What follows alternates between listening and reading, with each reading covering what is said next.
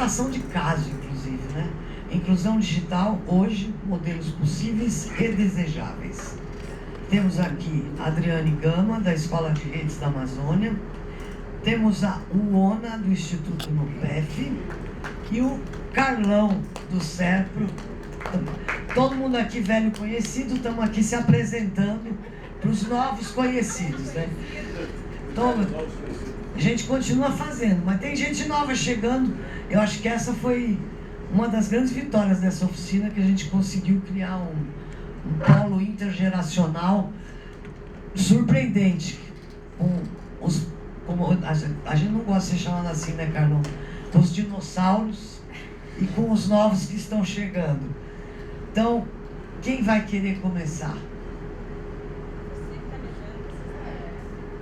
Assim? Então, vou começar pela ONU, então.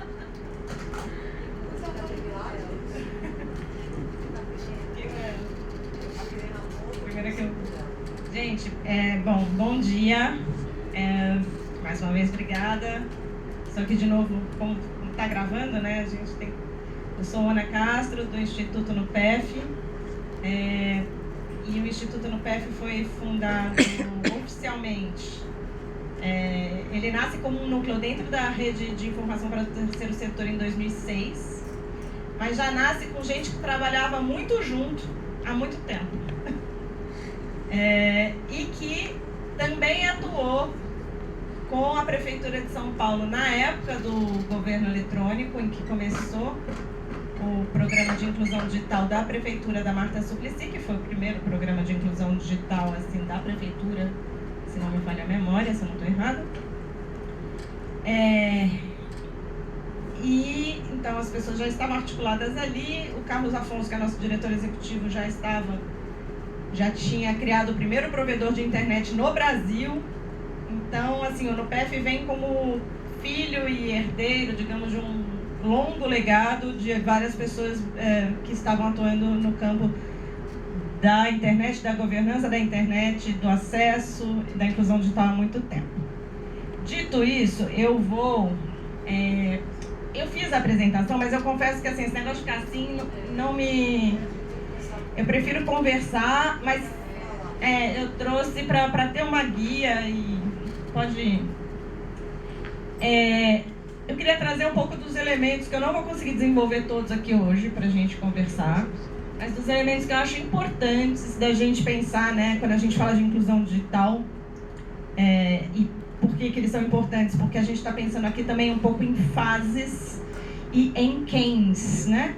Quem pode e é responsável por atuar em cada uma dessas áreas. Quando a gente fala, você trabalha com inclusão digital, assim, ninguém que eu conheço, pelo menos, trabalha com toda a trilha, se você pensar como um processo da inclusão digital.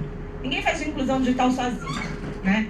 Então, você precisa de muitos atores para fazer inclusão digital. Você precisa de governo, você precisa de políticas, você precisa de regulação, você precisa de mercado e você muitas vezes precisa da sociedade civil, é onde a gente entra, é um pouquinho onde eu vou contar.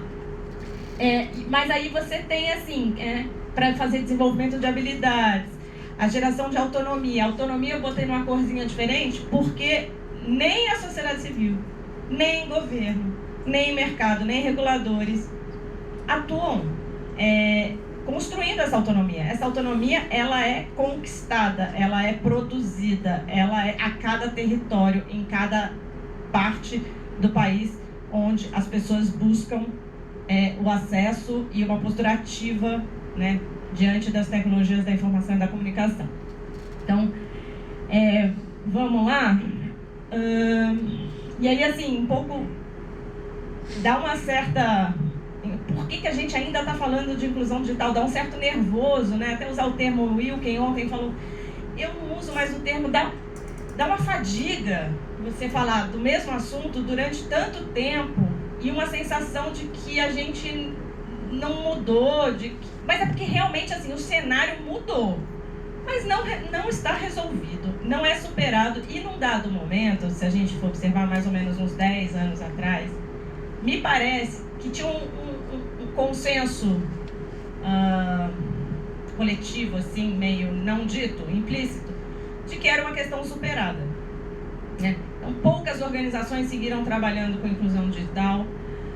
Na filantropia, assim, nos apoios, esse não era um tema quente, não era algo sexy para dar dinheiro para. O governo Lula tinha feito, né, alguns grandes programas de alcance nacional. Houve um momento ali que se vislumbrou um pouco, quase um sistema tipo SUS, assim, né? Você vai ter a atuação das prefeituras, você vai ter a atuação do Estado e você vai ter a atuação do governo federal, as 3 esferas, para promover a inclusão digital, e realmente faria todo sentido se a gente conseguisse ter um sistema tão complexo, mas enfim, só o SUS conseguiu isso, nem a educação consegue direito, né? E de fato a gente ainda precisa falar, na pandemia ficou muito evidente que o que a gente tinha não era inclusão digital, a gente tinha tido uma progressão do acesso em diferentes camadas, a maioria móvel e ainda assim bastante limitado, né? Então vamos passar. E aí esses impactos, né, da inclusão e da exclusão, acho que hoje, depois de 23 anos defendendo que todo mundo tem que ter acesso à internet, eu continuo defendendo que todo mundo tem que ter acesso à internet, tem que ter opção de ter acesso à internet, mas hoje também valorizo não ter acesso à internet, no sentido da escolha, né? Então, continuo defendendo que todos têm direito a, que é diferente de eu preciso estar na rede e eu preciso estar na rede o tempo inteiro. Então, a gente também aprendeu como isso nos consome, como leva a nossa vida, como leva os nossos dados. Ontem a Clara Saco do Data Lab estava falando, né, por que as pessoas, hoje está todo mundo querendo trabalhar com dados para produção de dados, do lado do mercado e do lado das pessoas atingidas. E é muito interessante que a gente pense, porque as pessoas estão entendendo que nós somos dados, nós estamos entendendo que nós somos dados. Nós somos algumas informações muito úteis para algumas pessoas, muitas vezes agregadas. Ninguém sabe quem é a ONA, mas sabem que o número X, 45, 10, não sei o que lá, se comporta de tal maneira, né? Isso é uma informação muito relevante. Vamos passar? E aí, assim, lá atrás, quando eu fui chamada para trabalhar no governo eletrônico, é uma viagem, é uma história muito boa, eu não posso contar agora, não vai dar tempo, no café. Mas o fato é que eu chego lá e eles falam assim, é o seguinte, aqui a gente tem um tripé. A gente vai produzir um site, que é o site da prefeitura, a gente vai fazer telecentros, que é para fazer inclusão digital e formação, e a gente vai promover o uso de software livre, tanto nos telecentros como dentro da administração municipal.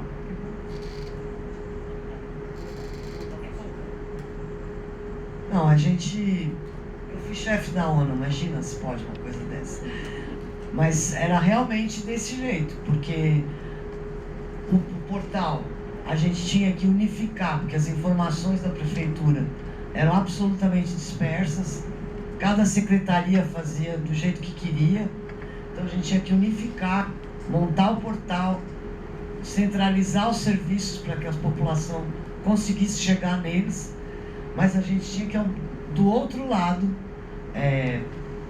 que essas populações que estavam na periferia, e a gente foi da periferia para o centro em 4 anos, né, pudessem acessar nos seus locais, nos seus territórios, essas informações. Mas a gente pode contar vários casos depois no café, ou no almoço, talvez. Então, é isso aí. E aí, assim, eu estou trazendo esse tripé aqui porque eu continuo olhando para o tripé, para a inclusão digital, no mesmo tripé que eu aprendi 23 anos atrás.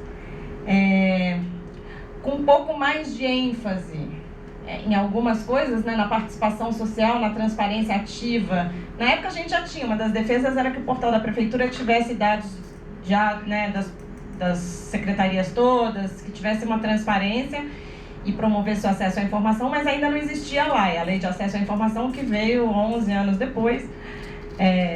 Mas de qualquer maneira, assim, ali tinha esse pensamento, essa proposta, e a proposta de cada vez ter mais serviços. Mas assim, né, hoje o GovBR tem um monte de serviço, inclusive, se você quiser receber vários benefícios e não tiver conta no GovBR, você não consegue.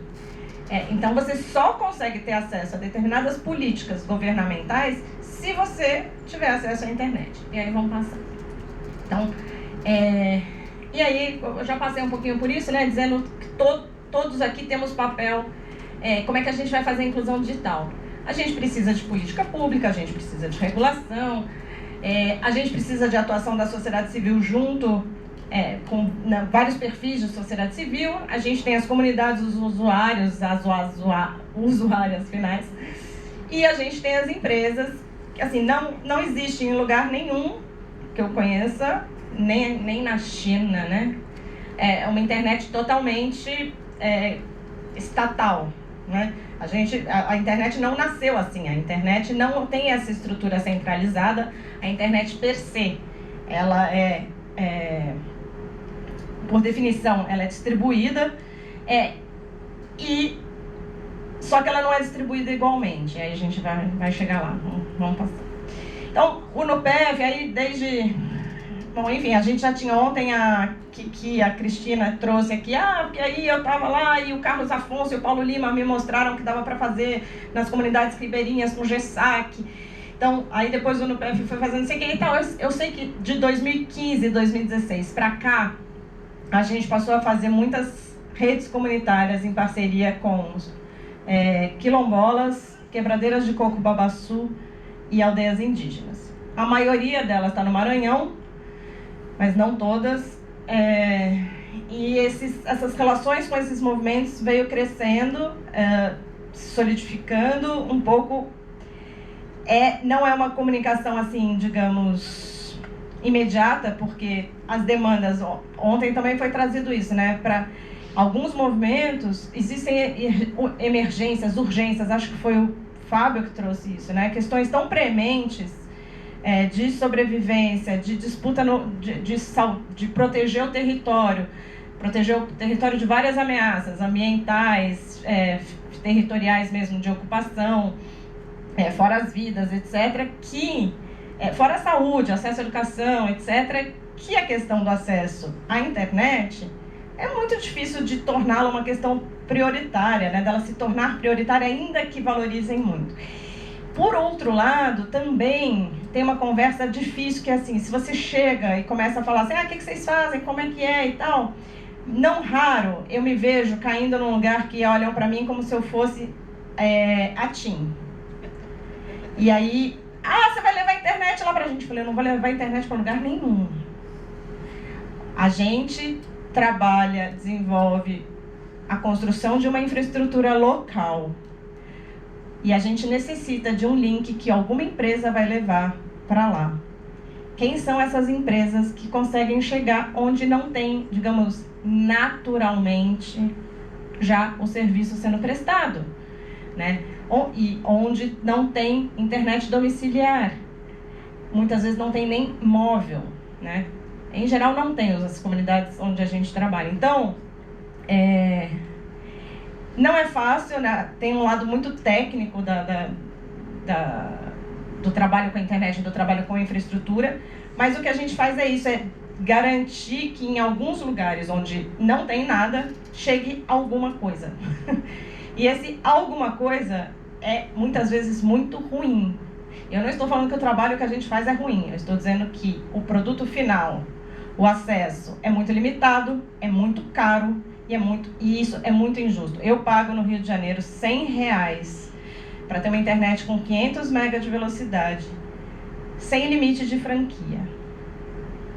Se você vai para Matões do Moreira, eles estão gastando R$630 para ter 80 GB de franquia, que eles precisam, como é muito caro, eles precisam compartilhar mais ou menos entre 20 famílias, para cada uma pagar R$30. Então você vai dividir a franquia também por esses 30 famílias, 20 famílias, e por aí vai. E a internet, a velocidade da internet é 2, 3. Quando tá boa, assim, eles prometem até 20, o que na verdade acaba sendo um problema, porque se você tem internet a 20 mega e uma franquia muito limitada, você consome sua internet em uma semana. E tudo isso não é simples de explicar, não é simples de... E aí falha a internet, ligam pra gente, a internet caiu, eu falei, e aí, né? Como é que você explica qual é o seu papel nessa história? Mas é por isso que eu falo que as relações vêm crescendo e se solidificando, porque eu acho que cada vez mais entendem que, o NUPEF não é fazedor de rede, o NUPEF não presta serviço e o NUPEF não dá internet para ninguém. Então, vamos lá. O que a gente faz? A gente trabalha com formação, mobilização e experimentação, né, tecnológica, pesquisa, tanto na área de regulação como na área de tecnologia, do que a gente pode fazer para, dentro do cenário que a gente tem, precário e limitado, conseguir criar pontes para ter algum acesso. Eu já devo estar estourando meu tempo, não sei, não estou controlando, então aí... Começa a controlar agora. Esses são...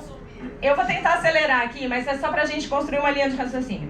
Esses são 10 jovens quilombolas indicados pela CONAC, que estão participando, na verdade, ainda não acabou. A gente começou um trabalho com eles em janeiro e vai até dezembro. A gente teve 2 momentos presenciais, infelizmente não dá para fazer tudo presencial. E eles estão em 5 comunidades diferentes, são 2 jovens por comunidade, do Piauí e do Maranhão. E a gente está trabalhando tecnologia e direitos humanos desde a perspectiva bem técnica, como instala, como que é isso, que é a internet, como é que chega aqui, como é que você faz uma rede comunitária, como é que você faz uma rede local, etc. Até Marco Civil da Internet, direito à comunicação, produção de conteúdo, oficinas de produção de vídeo, edição de áudio, etc. Por aí vai. E aí é interessante que tem alguns jovens que estão em tudo. Tem jovem que não está muito ali, não.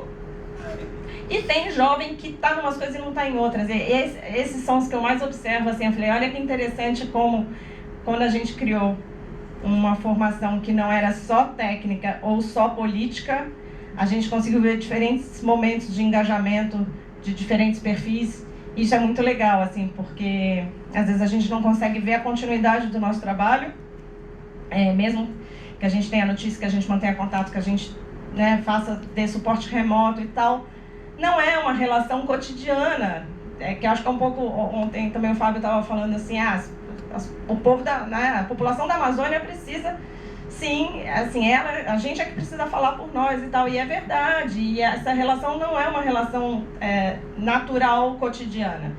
Então, passar assim, mais tempo, né, dialogando, entendendo também os interesses e as culturas locais e tal, tem sido forte pra gente, né, a cultura de cada quilombo ali, tem sido uma experiência bastante forte, inclusive coisas do tipo, fulano não pode, hoje é reza. E assim, isso bate pra gente, a gente precisou cancelar, mudar a data de um evento, porque tinha um evento religioso na comunidade, e eles não iam poder sair de lá mesmo, entende? Então, a gente vai aprendendo conforme vai passando, conforme a gente vai tendo outras relações. E aqui um pouco para tentar também, assim, a gente tem um encantamento com as tecnologias da informação e da comunicação, e tem, ao mesmo tempo, um afastamento, né, um susto, um medo. Isso vai de pessoa para pessoa, geração para geração e por aí vai. Então, eu tento para mim mesma desmistificar um pouco a ideia, né, entender quais são as tecnologias que já existem, quais são as que estão ali, quais são as tecnologias que a gente vislumbra para o futuro, que não existem ainda, só existem na nossa cabeça. E quais são as tecnologias que não são tratadas como tecnologias normalmente, mas, obviamente, são técnicas ou tecnologias, dependendo de como foram se desenvolvendo. Para a gente dialogar e, digamos, furar, né, criar uma liga entre os conhecimentos com os quais a gente está, que a gente está aprendendo quando está no território e que a gente está compartilhando quando está no território. Pode passar. Aí, eu trouxe aqui um pouquinho, a gente a parte que a gente faz de pesquisa. Esse é um projeto novo que a gente está fazendo, que é um desafio bem grande para a gente, que nasceu antes, mas quase junto com uma preocupação que a gente começou a levantar ontem, na discussão de como é que o satélite de baixa órbita está chegando de maneira arrasadora na Amazônia, que nos preocupa muito. Embora eu concorde, assim, não, quer dizer, não tenho que concordar, né? Mas eu entenda que é uma solução que até então nenhuma infraestrutura pública, privada, tinha trazido para as populações que estão em mata densa, que estão no meio da floresta. E isso é muito desafiante para a gente, porque, de um lado, obviamente, a gente não pode defender contra, né? Acusar uma tecnologia. Primeiro que não é a tecnologia em si. A tecnologia em si tem problemas, mas não é... Isso é uma coisa. A outra coisa é como é que ela está entrando no Brasil. Também teve muitos problemas. Desde PROTS, né, o governo facilitando a entrada, adiantando, deixando a OneWeb de fora, que era a britânica, depois a OneWeb conseguiu.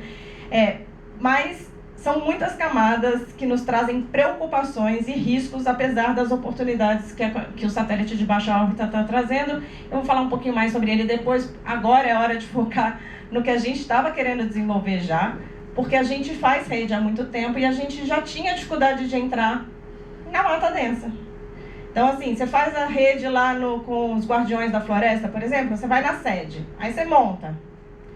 Você deu, sei lá, 100 passos, já não tem mais rede. Né? É físico, a gente pensa, é tudo virtual, não sei o que. Não é, a gente precisa de ar, precisa de espaço para passar as coisas. Então, o que aconteceu? A gente resolveu testar se a tecnologia de TV permite passar o sinal de internet para dentro da floresta. E por que isso? Quando a gente saiu da TV analógica para a TV digital, os canais foram comprimidos, né? Aquele tanto de informação, assim, eles usavam um espaço muito grande do espectro do ar para mandar informações de imagem e áudio, e com a TV digital passaram a usar muito menos e passaram a distribuir esse espaço. Essa é uma longa discussão também, que nunca foi resolvida, que foram atribuindo já a quem já era concessionário de TV o espaço digital, mas vários espaços ficaram em branco. Essa é uma pesquisa, assim, eu me lembro até que João Brant e Sérgio Amadeu escreveram sobre isso, sei lá, em 2006. Então, assim, não é novo. Tá? Isso que a gente está testando parece assim que é uma novidade, mas nem é novo. Faz 20 anos que o povo está falando disso. A questão é que a gente não tem muitos testes disso no Brasil, na mata amazônica, ou pelo menos não encontrou documentação sobre. E a gente resolveu testar, porque é um problema que a gente enfrenta sempre junto com os movimentos com os quais a gente vem trabalhando. Então, pode passar.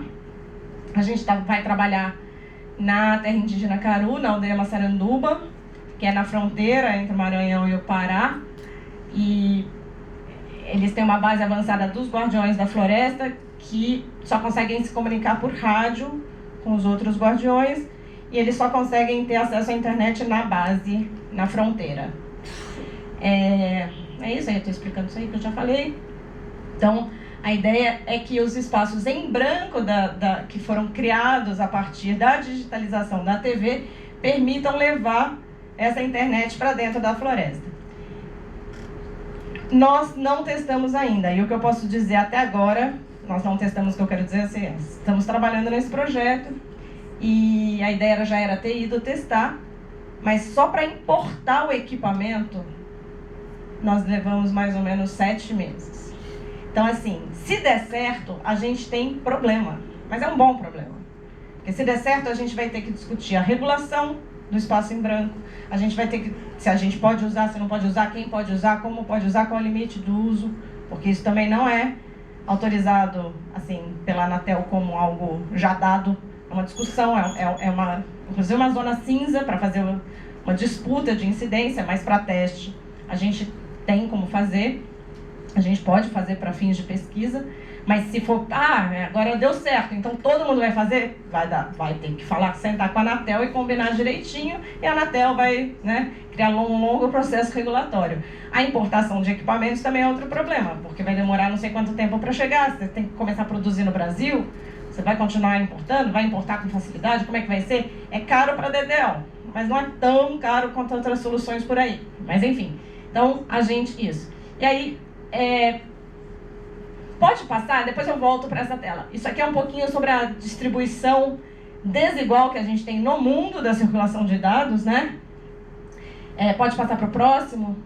E no Brasil também, assim, a Rede Nacional de Pesquisa, a Rede P, os backbones do Brasil, estão distribuídos assim hoje. Acho que essa está bem atualizada, se não me engano, é conexão julho de 2023. Ó. A gente tem um sistema autônomo no PF. É um sistema autônomo que significa que a gente pode atribuir IPs a máquinas. Nós temos um bloco de IPs, IPv6 e IPv4, e a gente tem um data center dentro da RNP, que tem um sistema autônomo, e a gente também hospeda, administra serviços para organizações da sociedade civil e movimentos sociais em territórios. Então, por exemplo, hoje a CONAC, esses jovens têm lá a nuvem dos jovens da CONAC, que é baseada no Nextcloud, que é um software livre, mas que tem uma solução hospedada dentro desse nosso data center, e aí tem uma máquina específica para a CONAC, né? Então a gente vai fazendo assim. Volta lá um pouquinho. Isso. Aí. Que eu queria falar um pouquinho sobre qual inclusão digital a gente quer. E eu vou sentar e terminar, nem sei o que vinha depois. Desculpa, Silvia. Que quando a gente fala em promover a inclusão digital, eu acho que assim, a gente tem uma lista de nãos e uma lista de sims, né? Então, o que a gente não quer? A gente não quer só ser mais um número, a gente não quer só alimentar empresas grandes, pequenas, de todo porte, com nossas informações para elas venderem. A gente não quer ser manipulado e reproduzir fake news ou desinformação, inclusive na perspectiva do que a Lori e o Kenji trouxeram, de mobilização de afetos também. Que mais? A gente não quer ser racista, machista, e a gente tem, infelizmente, ainda nossa relação com a tecnologia, a tecnologia em si ainda é muito racista, né? E a gente tem desde uma história de desenvolvedores brancos do norte sendo o cérebro dos programas que a gente usa. Então, problema de reconhecimento facial, por exemplo, que ontem também trouxeram aqui, acho que foi a Clara, como é que mulheres negras não são identificadas, não eram identificadas pelas máquinas, e como os negros passavam assim, você podia ter um grande leque de... você vê uma foto de um negro, você estabelece ali muitos possíveis acusados, como é que chama isso? Suspeitos. Ela não tem precisão. Por quê? Porque ela é treinada com a face branca, os olhos azuis, loiro, europeu, e por aí vai, né? Americano e tal. A gente precisa de uma internet que promova a justiça socioambiental, e aí eu quero, né, tem o capítulo que cadê o Vilmar? Tem um capítulo que beleza, é ótimo, a gente tem a inclusão digital, é importante, mas e depois? O que a gente faz com tanto lixo eletrônico? 2.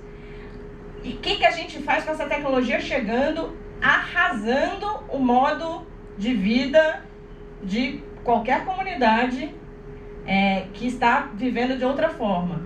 Em que medida existe o risco das luzes dos satélites de baixa órbita impactarem a maneira como essas populações observam o céu? Ou seja, o céu dá muitas informações importantes para o pequeno agricultor, para a pessoa que lida com a agricultura e que tem umas questões religiosas, mas aí eu não entendo, eu nem vou falar, quer dizer, não que eu entenda de agricultura, mas é mais fácil concluir. Mas assim, a observação do céu é algo muito importante para essas culturas, e uma parte da pesquisa que a gente vai fazer sobre conectividade na Amazônia quer entender como é que essas populações que elas retiram de informação do céu e em que medida as luzes do satélite de baixa órbita impactam essa observação do céu. Porque para os astrônomos já estão chiando em vários lugares do mundo que eles não conseguem mais ver os planetas como viam sem satélite de baixa órbita. Então, aí a Starlink está criando soluções para isso, mas ainda não criou, está dizendo que está criando. A Starlink, quando chegou no Brasil, também estava cheia de garimpeiro usando, porque ela podia pegar, botar nas costas, sair e usar onde ela bem entendesse. Aí falaram, saiu no jornal, tem garimpeiro usando. Aí elas começaram a exigir uma coisa que era óbvia, porque já era regulado isso, que precisava dizer aonde você vai botar a sua conexão. Então, o fato dela ser transportável não significa que você vai sair por aí, botar no seu trailer e viajar, mas era essa a imagem que a gente tinha, inclusive que a gente comprou um kit para fazer esse projeto de testar a TVWS. A gente vai ter que entrar na mata, enquanto não tem internet ainda. Então, a gente pegou um desse para botar na mochila assim e sair andando com ele. E a gente tem também a questão da autonomia de decidir como usar a internet. Tem um caso, o Intervozes estava trabalhando com algumas aldeias. O Intervozes é um coletivo de comunicação que defende o direito à comunicação. Estava trabalhando com uma aldeia na região de Guarulhos, perto de São Paulo. E aí eles tinham fibra ótica de altíssima velocidade lá. Eles não tinham problema de acesso, ao contrário. Eles conseguiram lá por um acordo desses de compensação, como passavam pela terra indígena a fibra ótica, eles exigiram que ficassem com aquela conexão. Muito bem. O que aconteceu? Eles botaram lá 2 pontos de conexão e a aldeia passou a se conectar maravilhosamente bem, o acesso já não era um problema, mas eles, principalmente os anciões, as pessoas mais maduras e antigas da comunidade, começaram a ficar muito incomodadas com como a dinâmica comunitária tinha acabado. E acabado assim, estava muito difícil dialogar com os jovens não participavam mais das atividades comunitárias, etc. E não só jovens, adultos também. A educação também estava toda troncha e eles sentaram e fizeram uma conversa. E aí o Intervoz veio nos procurar, falaram assim, o que vocês sugerem nesse caso? Eu falei, cara, soluções tem, a gente não consegue ir, mas a gente chamou o Luandro, que até poderia estar aqui. O Luandro é um cara impressionante dessa coisa de redes no Brasil, ele é um cara brilhante. Ele fez um campo também. É isso, ele é um bicho solto que faz campo muito bem, faz redes e cria projetos locais muito bem, dialoga muito bem, fica com mapeamentos, fica quanto tempo ele quer.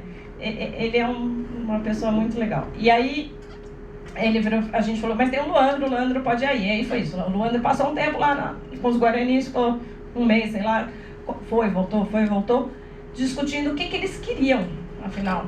E eles estabeleceram horários, limites, horários em que não tem internet, horários em que tem internet, então só pode acessar na hora do almoço, ou não pode acessar na hora do almoço. Eu não vou saber agora a agenda deles, mas o fato é que eles estabeleceram os momentos em que eles iam travar a internet para eles mesmos, para não perderem a vida em comunidade, para não serem sugados, porque é isso, nos toma tempo, atenção, a gente quando vê não está mais no local. Então, a gente tem um provedor de serviços local, a gente monta assim, servidores locais. Isso eu já vi em vários lugares. A gente faz na Costa Rica, indígenas, mulheres indígenas mostraram pra gente uma rede que eles criaram.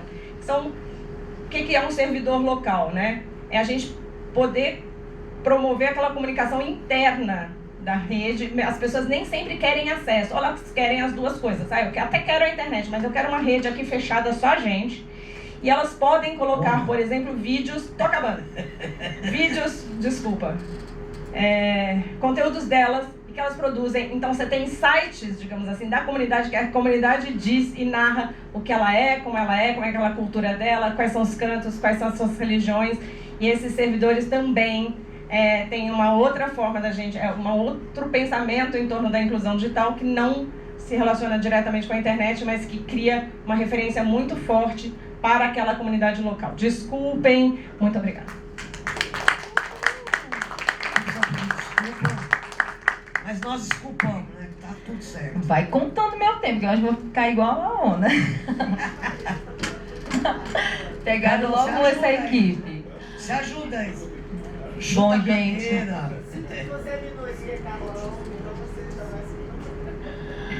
Bom dia, gente. Meu nome é Adriane Gama, mais uma vez. Gostaria de agradecer em nome da BEA, da Silvana, pelo imenso convite, né, e especial convite de estar aqui. Acho que a gente tem uma longa história, né, dessa OIT, então fico muito feliz. Eu moro em Santarém, né? Hoje eu estou no Projeto Saúde e Alegria como pesquisadora da Escola de Redes Comunitárias da Amazônia, e é isso que a gente vai falar, mas sempre dizendo assim que eu tenho um espírito buraquiano muito forte, né? E de ativismo, de software livre, de cultura digital e cidadania na Amazônia, e o quanto isso pôde, né, na verdade, compartilhar essas vivências, essas experiências, que eu agradeço muito pelo Projeto Saúde e Alegria ter me dado a oportunidade de adentrar em territórios de florestas e rios, e o quanto a gente pode um pouco contribuir, né, com essa menção de um desenvolvimento sustentável realmente para a nossa Amazônia, né?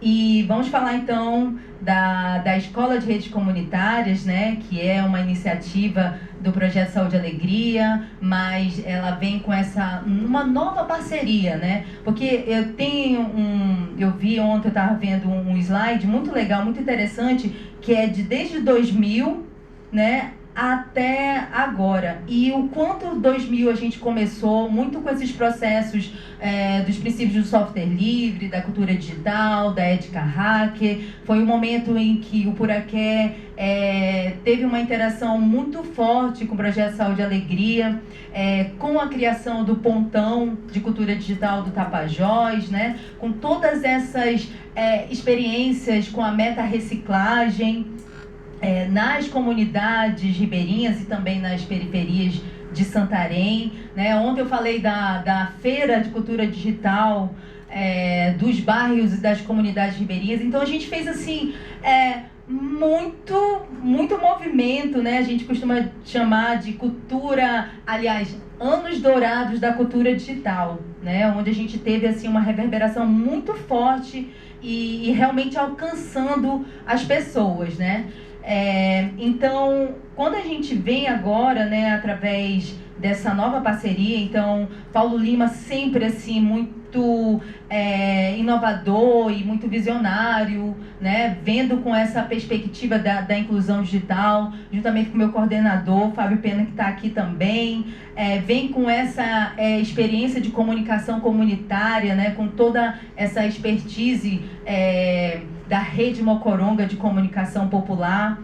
Então, assim, e vindo também com essa perspectiva puraquiana, através dos princípios de Paulo Freire, né, tendo essa perspectiva de compartilhamento, de colaboração, através dos princípios também do software livre, né, e juntando todos esses movimentos, a Escola de Redes, ela nasce, né, através também de uma outra rede que é internacional, né, através da APC, que é a Associação para o Progresso das Comunicações, juntamente com a Rizomática e a Redes. Então, assim, foi formando novos parceiros, né, e novos trabalhos, novas ações. E essa escola de redes, ela vem com esse propósito de fortalecer as iniciativas das comunidades amazônicas, e passou por todo um processo, né, de reconstrução de pensamento, porque até então a gente não sabia o que era realmente esse conceito de redes comunitárias, apesar de que a gente fazia isso na prática, né, através de outros nomes, de software livre, de cultura digital, né, da própria inclusão digital. E aí a gente começa a construir, né? Então eu fui convidada juntamente com mais duas pesquisadoras, né? A Sama, ela ainda continua, a gente tinha também a Sabrina, e tem outros parceiros também que, juntamente com a Educom, né, do Projeto Saúde e Alegria, com a Elis, com o Valtinho, com o Elielson, junta para formar essa grande equipe. Mas não era só a equipe do Projeto Saúde e Alegria. A gente tinha que trabalhar como teve o princípio de uma participação, de uma pesquisação participativa, né, que a Rizomática trabalhava muito, trabalha ainda. Foi importante ter um conselho consultivo. E esse conselho consultivo, gente, foi assim muito também muito criativo e muito inovador, porque a gente conseguiu, né, convidar, e graças a Deus essas pessoas aceitaram participar desse conselho, né? Uma delas é a BA. A BA também, também faz parte dessa escola de redes, mas a gente teve assim pessoas tanto daqui, né, de outras regiões, né, que são também pessoas ativistas também da cultura digital, como também especialistas e também da academia lá da região amazônica, né, como o professor Guilherme de Tefé, né, se eu for falar aqui os nomes, eu tenho que falar de todo mundo aqui, né, do Jader Gama também do Puraqué. E a partir desse entrosamento, né, desse conselho, a gente foi buscando também encontrar metodologias inovadoras, baseada também nessa perspectiva de Paulo Freire, baseado também nessa perspectiva do bem viver e também nesses princípios da educologia também, que é uma metodologia criada, né, e transformada pelo Magnólio de Oliveira, que também não está mais aqui, mas ele deixou um legado de uma educação ambiental participativa, ativa, através do conhecer, de você não só estar aqui como detentor de conhecimentos, mas você, juntamente com a comunidade, você surgiam novos conhecimentos para que a gente pudesse resolver uma situação problemática naquela comunidade.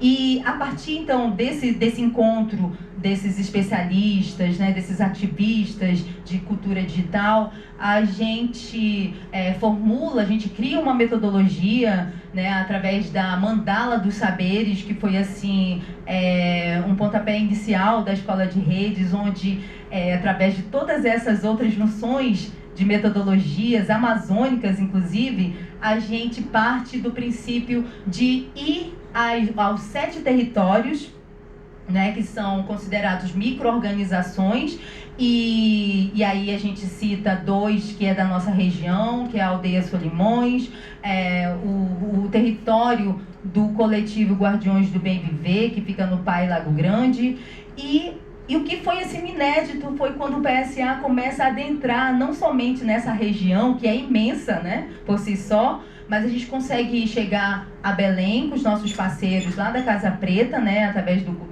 coletivo Águas do Cuidar, e aí a gente depois vai para o Amazonas, e onde a gente também consegue interagir com 3 territórios, né, sendo que um deles já era reconhecido, né, através da comunicação indígena no país, é reconhecido como a maior comunicação indígena, que é a Rede Uairi, que fica em São Gabriel da Cachoeira.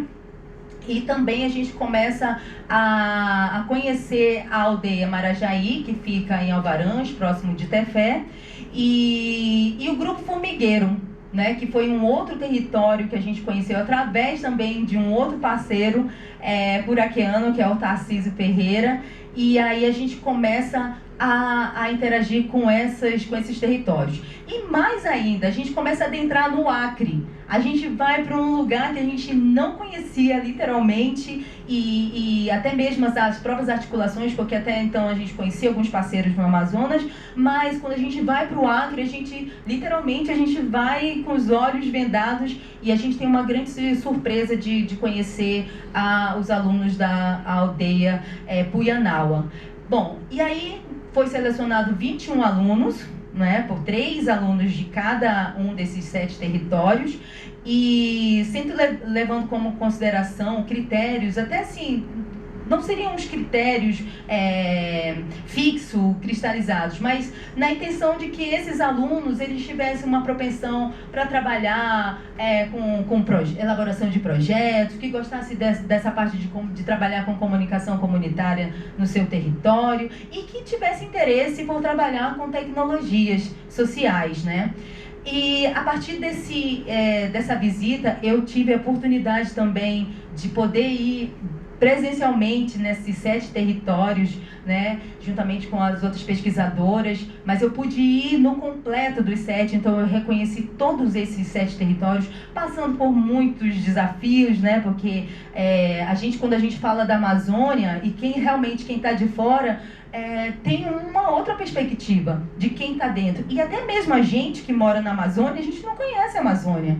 Então, a gente passou a ir de carro, de estrada de terra, a gente foi de avião, a gente foi de barco, a gente foi de lancha, a gente foi de bajara. Não sei se vocês sabem o que é bajara, é uma canoinha assim que você tem um motorzinho que você consegue chegar. Acho que tem alguns momentos que aparece aí a gente também viajando por longos trajetos, né, distantes, mas a gente conseguiu aplicar essa metodologia da mandala, mas no sentido de escuta.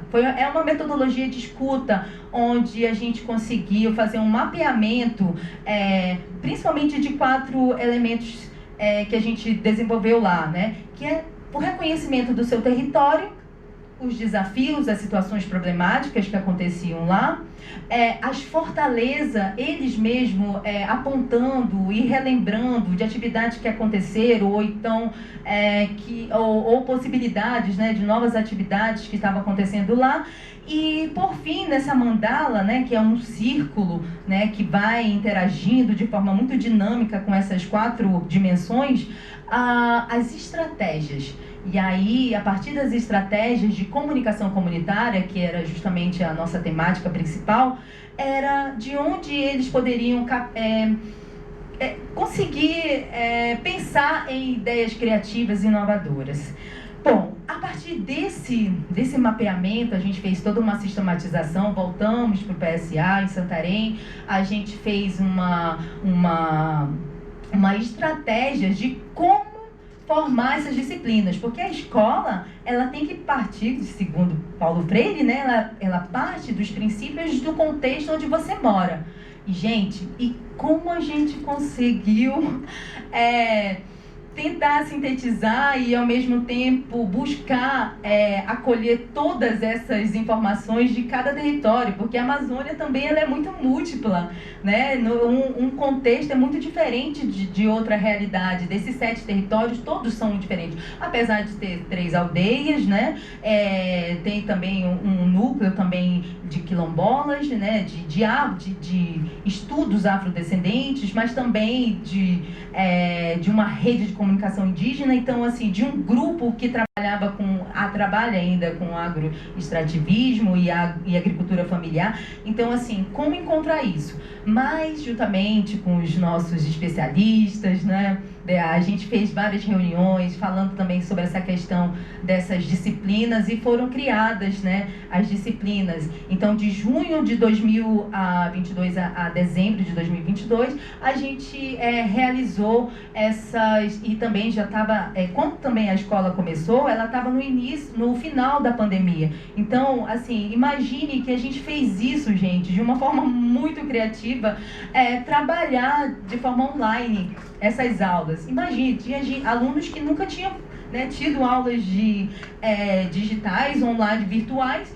e estava passando por isso, porque foi realmente obrigado pela pandemia, né? E aí a gente também construiu essa plataforma, esse repertório, né, de aulas virtuais.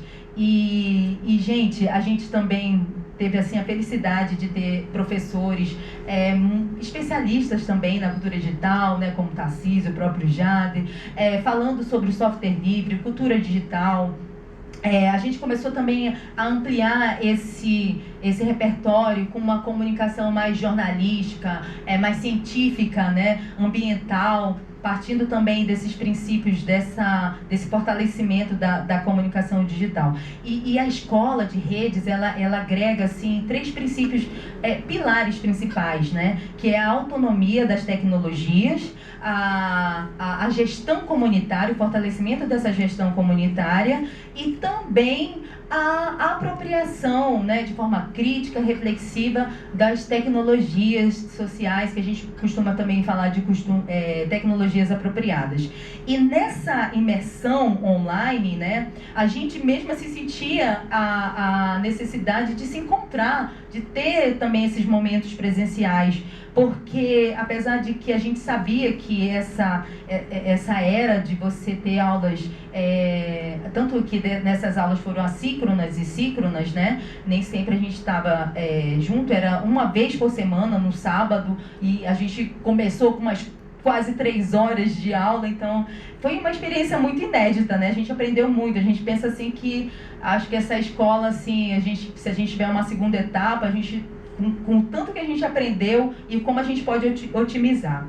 Bom, e a gente teve então 3 encontros presenciais, né? Um foi inclusive no FOSPA, né, que foi em Belém, onde a gente reuniu 2 alunos, né, de cada uma desses 7 territórios, e depois a gente teve mais 2 encontros que aconteceram em Santarém. E nessas 2 últimas oficinas a gente teve, a gente também fazia muito uma avaliação. Como era uma pesquisação participativa, a gente também sempre fazia esse feedback, né, de como estava acontecendo as aulas, como é que a gente poderia, através dos alunos, né, da autoavaliação dos alunos, e uma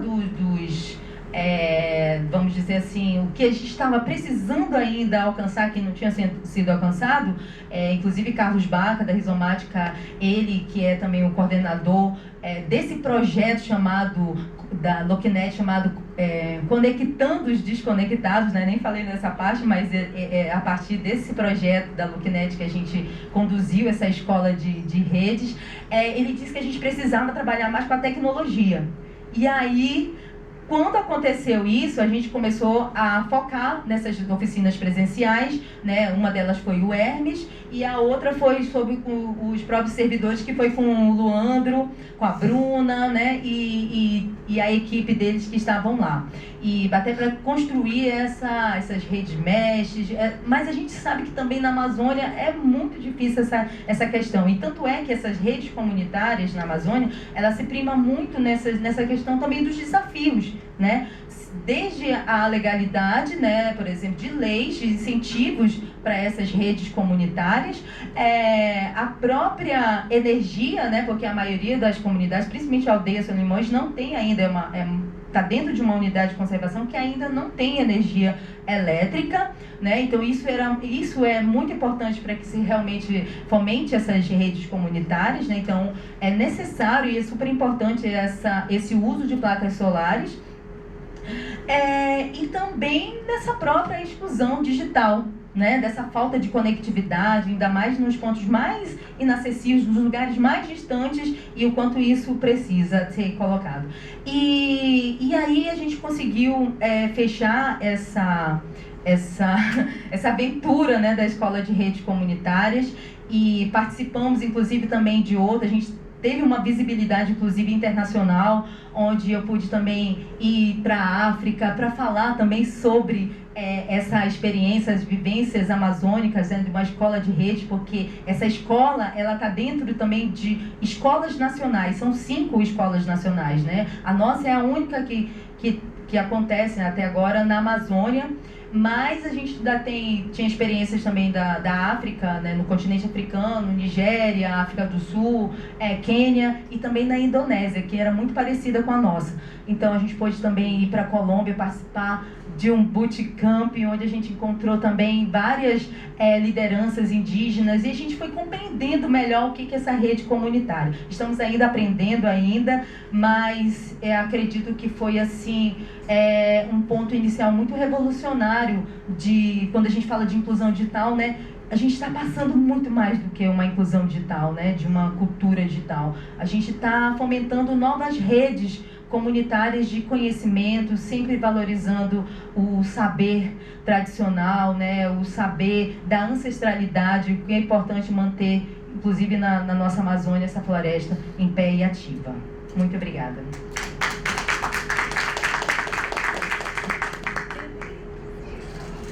Carlão, nós vamos garantir o seu direito. 5 Fala, minutos? meu filho. 5 minutos, brincadeira, gente. Boa tarde, Carlos Henrique Machado, do SERPRO, Serviço Federal de Processamento de Dados. Não dá para começar uma fala sem falar da alegria de estar de volta, né? Acho que isso é importantíssimo. Tá? Para a Oficina de Inclusão Digital e Participação Social foram 7 anos. Para nós do SERPRO são 8 anos, que a última nós não participamos. Tal foi o desmonte que nós tivemos no nosso programa. Tá? Isso causa problemas até hoje. Você acredita que 3 anos depois, telecentristas ligavam para a gente perguntando se poderia ajudar a gente. Quer dizer, foi um abandono geral, foi cortado o abandono que aconteceu com os nossos telecentros. Tá? Mas antes de começar, eu queria passar um vídeo, tá, que foi produzido pelo Coletivo Digital. Vou passar 3 minutinhos para continuar na região norte, que inclusive a narração é de uma voz conhecida nossa. Tá?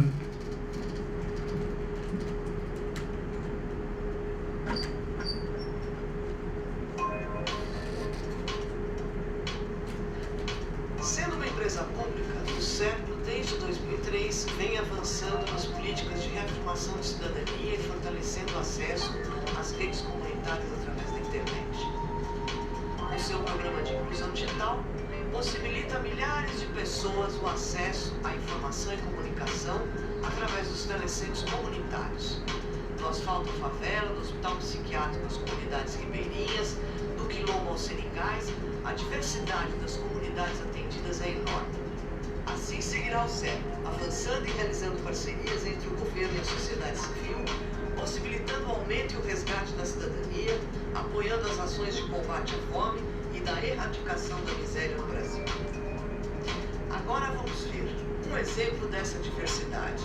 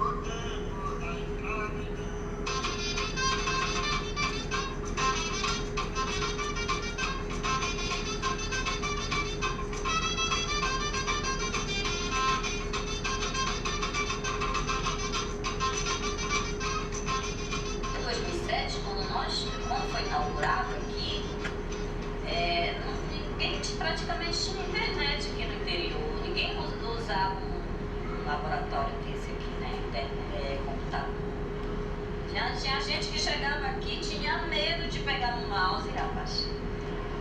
Tive o prazer de ser adolescente aqui no centro e também agora faço parte do corpo de monitor, né? É interessante, a minha história com o telecentro, na verdade, é muito grande, na verdade. Nós fizemos capacitação no SERPRO, né? Fomos qualificados para a gente ser multiplicador aqui no interior, entendeu? A minha história no telecentro, ela começou quando eu passei na faculdade. Conheci até uns 4, 5 anos atrás, eu não tinha nenhum ponto de internet. O telecentro foi a referência.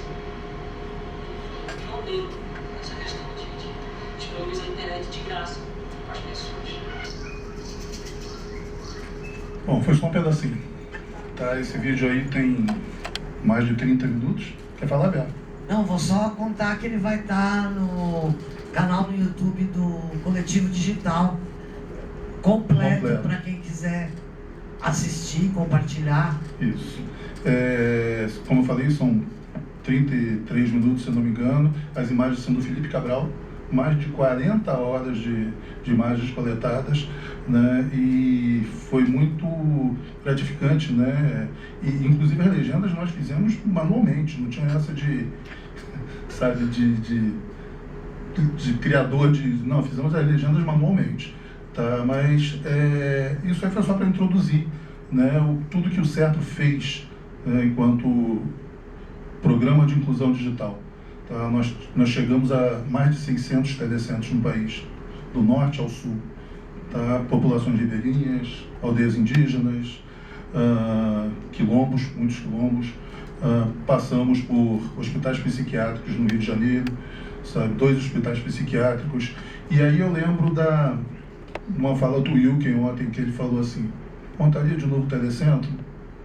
Não sei, no mesmo formato talvez não, sabe? E o SERPRO sempre pensou dessa forma.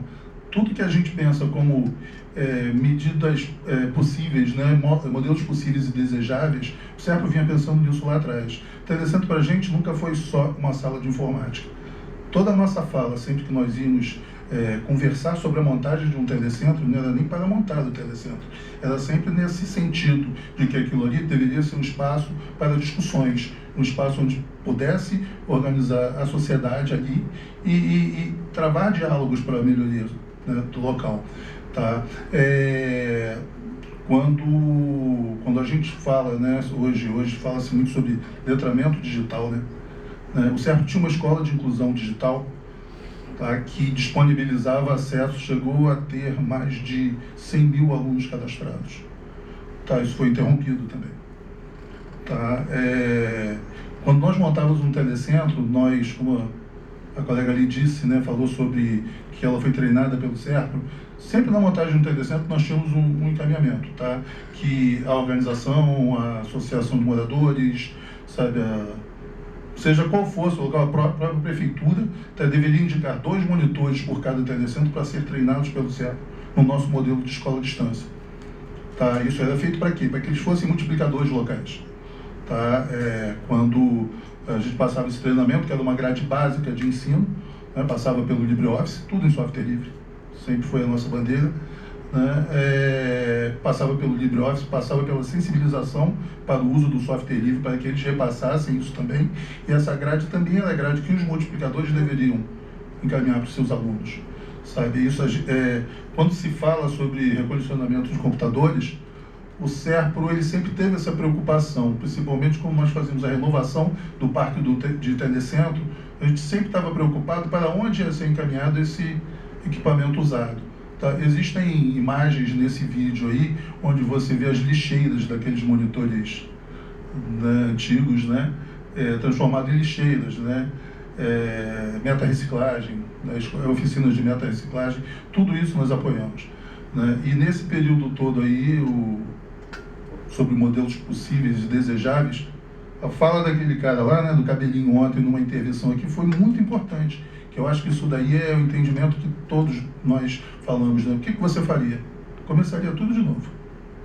Sabe, os modelos que você vê, a gente discutindo hoje em dia, né, sobre como fazer a inclusão digital, é tudo que a gente já vinha fazendo há muito tempo, a gente está retomando a discussão toda.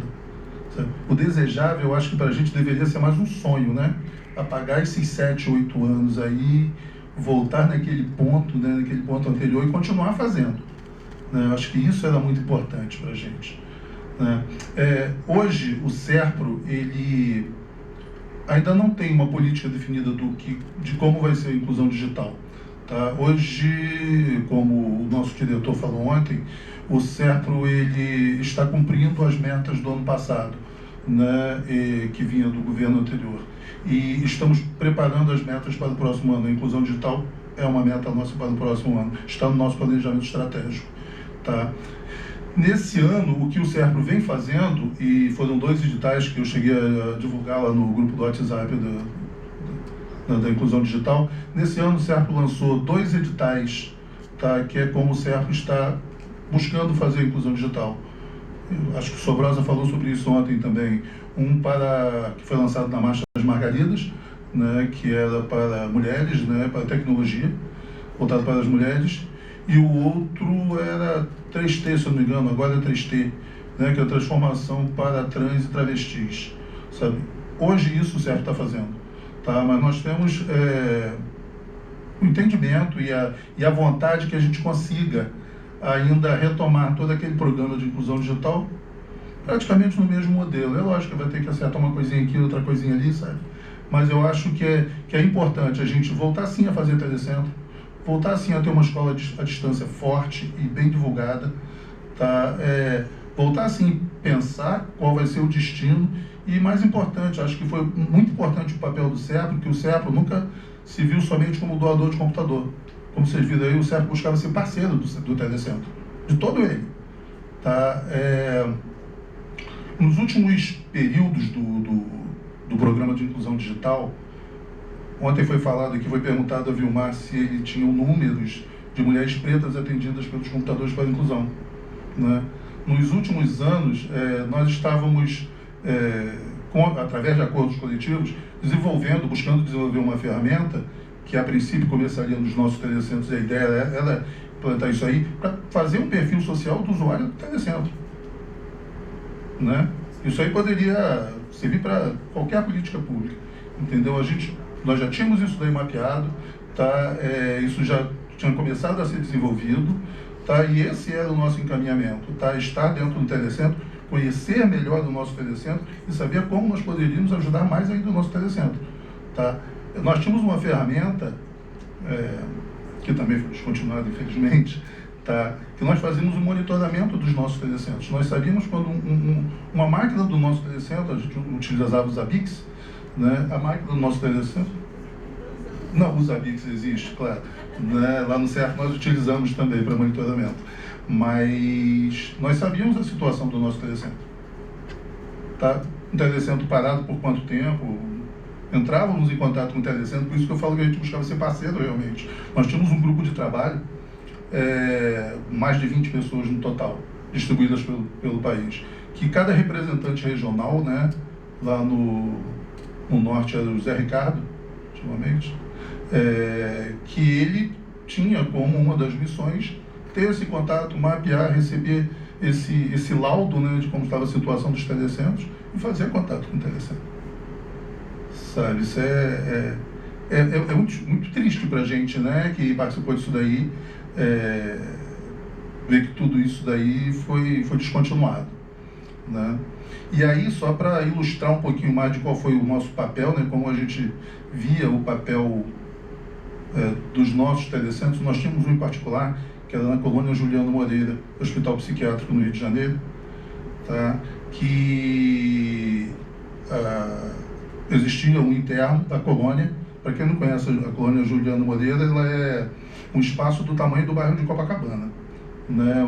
Para onde foram levadas as famílias daqueles que eles chamavam de pessoas com distúrbios, loucos e tudo mais, para fazer o tratamento psiquiátrico, às vezes à base de choque, né? Antigamente, tá? E nós tínhamos um telecentro dentro da sede da colônia, e um interno da colônia, ele era poeta.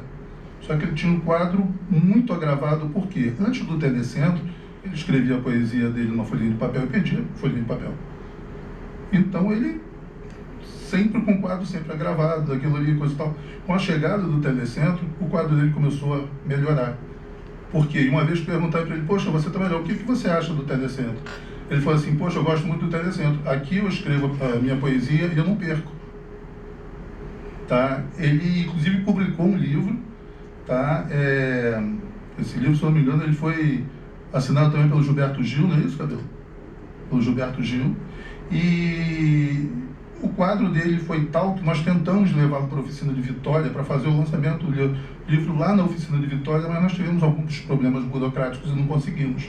Mas nós perguntamos para o acompanhante dele lá na colônia, né?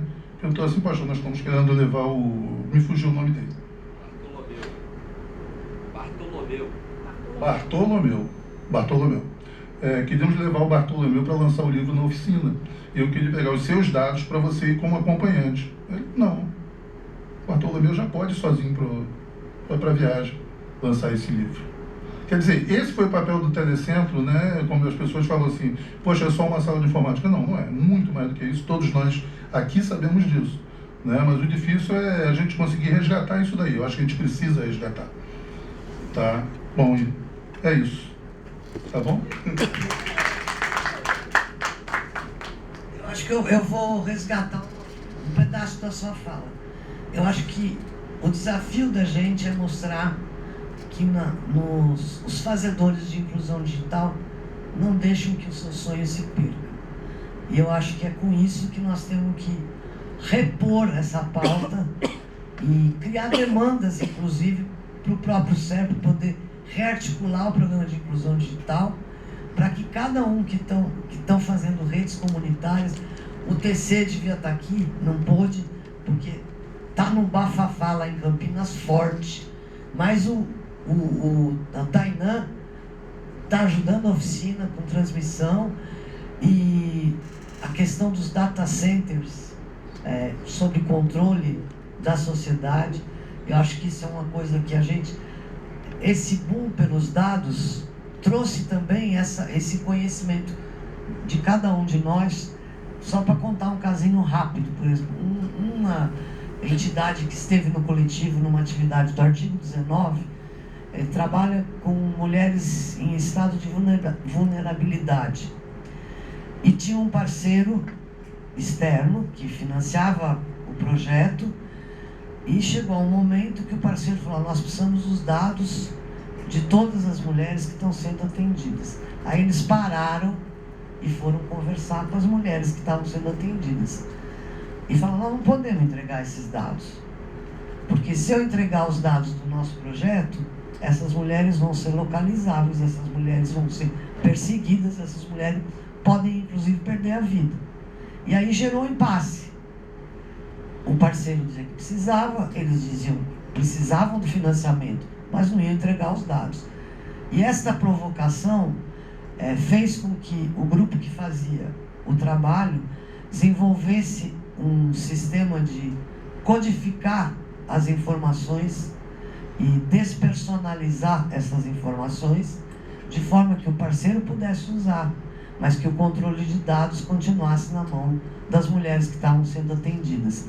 Então, a gente precisa aprender e reconhecer os desafios que as próprias populações colocam. E eu acho que é isso que tem que orientar a nossa retomada. É por isso que a gente está, inclusive, invertendo a roda. O olhar tem que estar nos fazedores. E esses fazedores vão provocar as políticas públicas e os financiamentos necessários para que essas atividades continuem sob o controle da comunidade, mas contribuam para um caminho para a soberania digital, que é a nossa meta, aonde a gente quer chegar.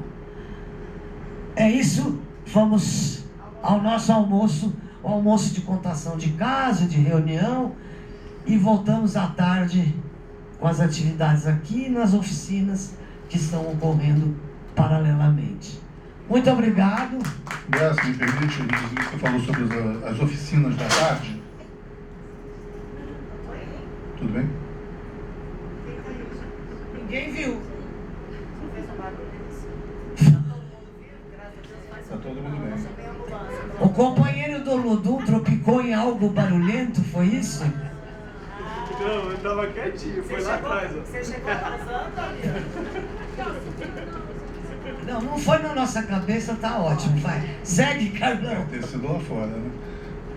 Bom, hoje à tarde vai ter uma oficina com a Regina Faria, do CERPRO também, onde ela vai falar um pouco sobre esses dois projetos, tá, de patrocínio cultural. Isso. Tá certo. Tá bom? Adriane, você quer?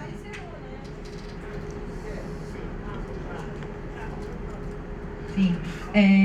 Não, só para lembrar também que dentro dessa escola de rede, atualmente, os 7 territórios, os alunos estão promovendo os projetos comunitários. Então, é legal enfatizar isso, porque dentro dessa formação, eles mesmos estão ganhando e fortalecendo essa autonomia de tecnologias, né, falando sobre desinformação, eles mesmos falando para eles mesmos. Então, acho que isso é importante enfocar e valorizar e fortalecer. E, assim, só fechar, que eu costumo sempre, assim, colocar isso assim, e eu coloco isso na minha vida, e eu espero que a gente possa colocar isso nesses fazedores de inclusão digital, a frase célebre de Magnólio de Oliveira, que ele fala que a alegria, ela não tira a nossa seriedade. Então, que nossos fazedores aqui sejamos alegres e que a gente continue na resistência dessa luta pela nossa cultura digital no Brasil.